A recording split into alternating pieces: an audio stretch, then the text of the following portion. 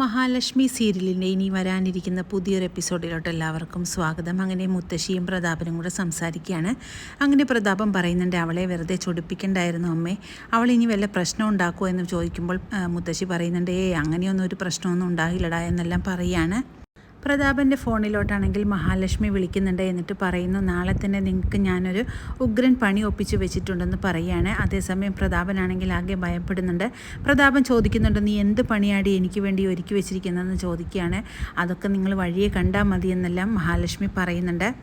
പിന്നീട് മോഹിനിയാണെങ്കിൽ അങ്ങോട്ട് വരുന്നുണ്ട്. എന്നിട്ട് പറയുന്നുണ്ട്, മോളല്ല ഇപ്പോൾ വിളിച്ചത്, നിങ്ങളാണെങ്കിൽ എപ്പോഴും എന്നെ എൻ്റെ മോളെയും പട്ടിയെ പോലെയല്ല കരുതിയിരുന്നത്, ഞങ്ങൾക്ക് പട്ടിയുടെ വില പോലും നിങ്ങൾ കൽപ്പിച്ചിട്ടുണ്ടായിരുന്നില്ലല്ലോ, ഇപ്പോൾ അതെല്ലാം ശരിയാവും. എൻ്റെ മോള് പറഞ്ഞതുപോലെ തന്നെ എല്ലാ കാര്യങ്ങൾക്കും ഒരു തീരുമാനമുണ്ടാകാനായിട്ട് പോവുകയാണ്, അതുകൊണ്ട് ആരും അധികം അഹങ്കരിക്കേണ്ട, അതുകൊണ്ട് നിങ്ങളെല്ലാവരും കരുതിയിരുന്നോളാനായിട്ട് പ്രതാപനോടും മുത്തശ്ശിയോടായിട്ട് പറയുന്നുണ്ട്. ഇത് കേൾക്കുന്ന പ്രതാപനും മുത്തശ്ശിക്കുമാണെങ്കിൽ ആകെ ദേഷ്യം വരുന്നുണ്ട്. അവരാണെങ്കിൽ മോഹിനിയെ കടിച്ചു തിന്നാനുള്ള ദേഷ്യമാണ് വരുന്നത്.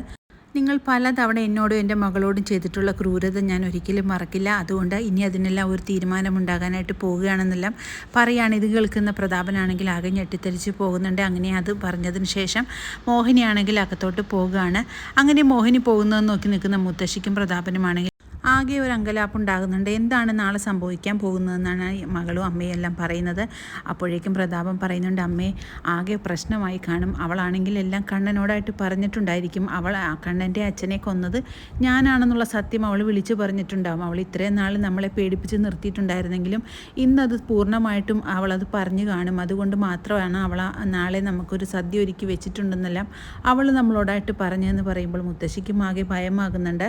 മോഹിനിക്ക് ഈ സത്യം അറിയാവുന്നത് കൊണ്ട് മോഹിനിയെ നമ്മൾ നല്ല രീതിക്ക് തന്നെ പെരുമാറണമായിരുന്നു, അവളോട് ഇങ്ങനെ പെരുമാറിയത് കൊണ്ട് മാത്രമാണ് അവളുടെ മോളായ മഹാലക്ഷ്മിക്ക് നമ്മളോട് ഇത്രയും ദേഷ്യം വന്നത്, അതുകൊണ്ടായിരിക്കും അവളാണെങ്കിൽ കണ്ണനോടായിട്ട് ഈ കാര്യങ്ങളെല്ലാം പറഞ്ഞിട്ടുണ്ടാകുക, നാളെ എന്നെ പോലീസ് അറസ്റ്റ് ചെയ്യാൻ വരുമായിരിക്കും എന്നെല്ലാം പറഞ്ഞുകൊണ്ട് പ്രതാപനാണെങ്കിൽ തലയിൽ കൈവച്ചുകൊണ്ട് തന്നെ വിലപിക്കുന്നുണ്ട്. എന്നിട്ട് പറയുന്നുണ്ട്, ഞാനാണെങ്കിൽ വാമേട്ടനെ ഒന്ന് പോയി കാണട്ടെ എന്ന് പറഞ്ഞുകൊണ്ട് പ്രതാപനാണെങ്കിൽ വാമൻ്റെ അടുത്ത് ചെല്ലുന്നുണ്ട്.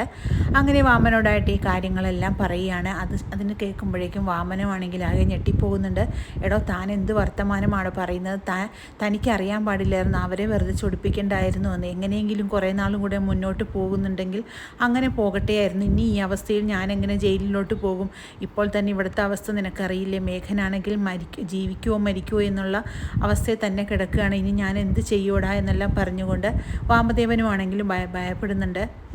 തന്നെ ഞാനെന്ന കൊട്ടേഷനെ ഏൽപ്പിച്ച സമയത്ത് താൻ എന്തിനാണോ മഹാലക്ഷ്മിയെ കൂടെ കൂട്ടിയതെന്നെല്ലാം വാമദേവൻ ചോദിക്കുന്നുണ്ട്. അതേസമയം നമ്മുടെ പ്രതാപം പറയുന്നുണ്ട്, ഞാനതൊന്നും അത്ര ഓർത്തില്ല, അവളൊരു ചെറിയ കുട്ടിയല്ലേ എന്ന് വിചാരിച്ചുകൊണ്ട് മാത്രമാണ് അന്ന് എൻ്റെ കൂടെ കൂട്ടിയത്, പക്ഷേ ഇത് ഇത്രയും വലിയ പുലിവാലാവുമെന്ന് ഞാൻ അറിഞ്ഞില്ല, അവൾ തന്നെ വീണ്ടും അവൻ്റെ ജീവിതത്തിലോട്ട് എത്തുമെന്നും എല്ലാം ദൈവത്തിൻ്റെ കളിയാണെന്നെല്ലാം നമ്മുടെ പ്രതാപനാണെങ്കിൽ പറയുന്നുണ്ട്.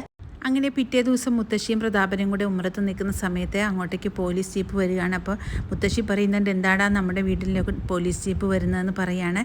അതേസമയം പോലീസാണെങ്കിൽ അവിടെ എത്തുന്നുണ്ട്. എന്നിട്ട് പ്രതാപനോടായിട്ട് പറയുന്നുണ്ട്, തനിക്കൊരു അറസ്റ്റ് വാറൻ്റ് ഉണ്ടെന്നെല്ലാം പറഞ്ഞുകൊണ്ട് പ്രതാപനോടായിട്ട് കാര്യം പറയുന്നുണ്ട്. താൻ കണ്ണൻ്റെ അച്ഛനെ കൊന്നെന്നാണ് ഇവിടെ ഞങ്ങൾക്ക് കിട്ടിയിരിക്കുന്ന അറിവ്. ഇത് കേൾക്കുന്ന മുത്തശ്ശി പറയുന്നുണ്ട്, അതെന്താണ് അങ്ങനെ പറയുന്നത്, എൻ്റെ മോൻ ആരെയും കൊന്നിട്ടില്ല, ആരോ നിങ്ങളെ തെറ്റിദ്ധരിപ്പിച്ചിരിക്കുക എന്നെല്ലാം പറഞ്ഞുകൊണ്ട് മുത്തശ്ശിയാണെങ്കിൽ പോലീസിനോട് പറയുകയാണ്.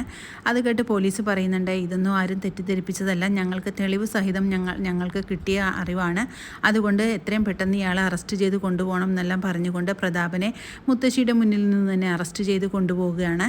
അങ്ങനെ വളരെ ത്രില്ലിംഗ് ആയിട്ടുള്ളൊരു എപ്പിസോഡുകളാണ് ഇനി വരാനിരിക്കുന്നത്. ഈ റിവ്യൂ ഇഷ്ടമാകുകയാണെങ്കിൽ ലൈക്കും ഷെയറും സബ്സ്ക്രൈബ് ചെയ്ത് സപ്പോർട്ട് ചെയ്യണേ. പുതിയൊരു എപ്പിസോഡിനായിട്ട് നമുക്ക് കാത്തിരിക്കാം.